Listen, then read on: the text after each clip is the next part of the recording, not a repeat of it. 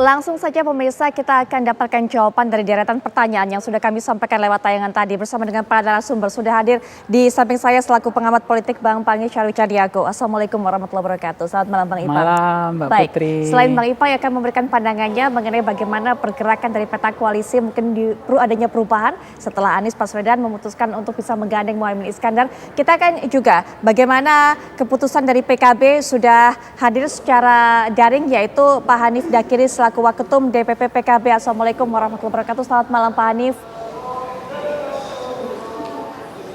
Waalaikumsalam, selamat malam Mbak Putri, selamat malam pemirsa TV One. Ya, dan juga sudah bersama kita Bang Andreas Pereira yang akan mewakili suara PDIP. Selamat malam Bang Andreas.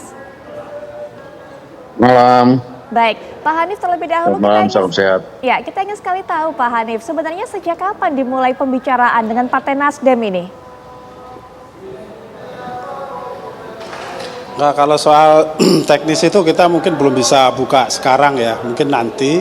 Tapi pada intinya adalah di dalam kesempatan ini DPP PKB sudah menggelar rapat pleno gabungan yang melibatkan Dewan Syuro dan Dewan Tanfid DPP PKB dan juga DPP PKB seluruh Indonesia, dan memutuskan menerima tawaran kerjasama politik dari Partai Nasdem untuk mengusung Pak Anies Baswedan sebagai calon presiden dan Gus Muhaimin Iskandar sebagai calon wakil presiden. Intinya itu.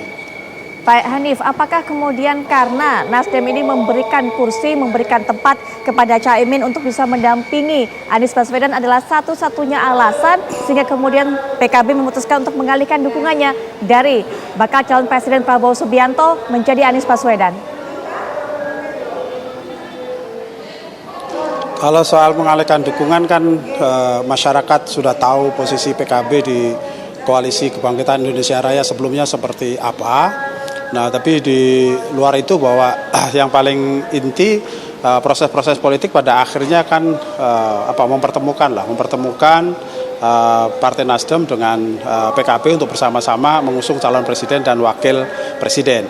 Nah, dari sisi PKB sendiri sejak awal kan memang keputusan muktamar di Bali itu sudah jelas-jelas memberikan mandat kepada Gus Muhaimin untuk maju sebagai calon presiden maupun wakil presiden, dan kemudian seluruh kekuatan partai bekerja untuk memastikan itu. Jadi itu kalau bahasa di kitanya itu ya itu memang bagian dari himmah lah atau cita-cita politik bersama yang diperjuangkan oleh PKB, sehingga ya posisi atau standing point utamanya ya Gus Muhaimin ini menjadi calon presiden atau calon wakil presiden gitu. Baik, Bang Andreas Pereira, dari hal ini kita mengetahui bersama bahwa semuanya masih serba cair, termasuk soal koalisi partai-partai. Ada kemungkinan juga bahkan santer terdengar sekarang, kemudian ada kemungkinan poros keempat, yaitu P3 yang selama ini bergandengan tangan dengan PDIP, kemungkinan bersama dengan Demokrat ataupun juga partai-partai lainnya membentuk poros baru. Bagaimana Anda melihat kemungkinan ini? Yang pertama tentu ya saya ikut prihatin dengan teman-teman di Partai Demokrat karena saya juga mengikuti, memperhatikan ya mereka terkesan atau mengekspresikan kekecewaannya, dan saya kira ya sebagai teman teman dalam kompetisi saya ikut prihatin gitu.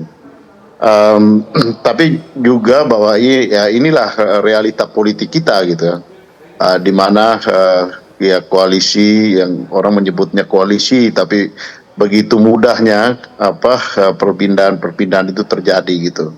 Nah, kalau di PDI Perjuangan kami menggunakan terminologi kita kerjasama, dan di dalam kerjasama itu adalah dimulai dari komunikasi, dialog, dan membangun mutual trust lah, saling percaya gitu di antara ya partai-partai yang mengusung Mas Ganjar. Dan selama ini ya kita solid untuk mengusung Mas Ganjar di dalam proses kampanye ini gitu, di dalam proses kontestasi menuju 2024 gitu. Bahwa semua partai yang mengusung atau mendukung ingin menang, ikut di dalam kemenangan itu pasti gitu. Tapi tentu juga di dalam proses ini ya kita memperhatikan bagaimana ruang-ruang dialog dan diskusi gitu yang terjadi. Dalam hal ini saya kira ya masing-masing partai tentu punya independensi, punya kemandirian, tetapi juga ketika ada kesepakatan tentu ada hal yang harus dibangun dalam kerjasama itu, yaitu membangun rasa saling percaya dan bekerja bersama. Baik Bang Andreas, saling percaya itu menjadi modal tadi kalau kata Bang Andreas, Bang Ipang. Tapi kalau kita melihat pergerakan sejauh ini yang begitu cair, ada satu hal, bagaimana kemudian mengakomodir kemauan dari tokoh partai-partai itu untuk bisa memberikannya kursi, memberikannya tempat sebagai pendamping bakal calon presiden, sebagai bakal calon wakil presiden. Itu sepertinya menjadi kunci dari pergerakan koalisi. Tapi nanti mungkin Bang Ipang kita akan kembali dan juga membahas setelah jeda berikut ini.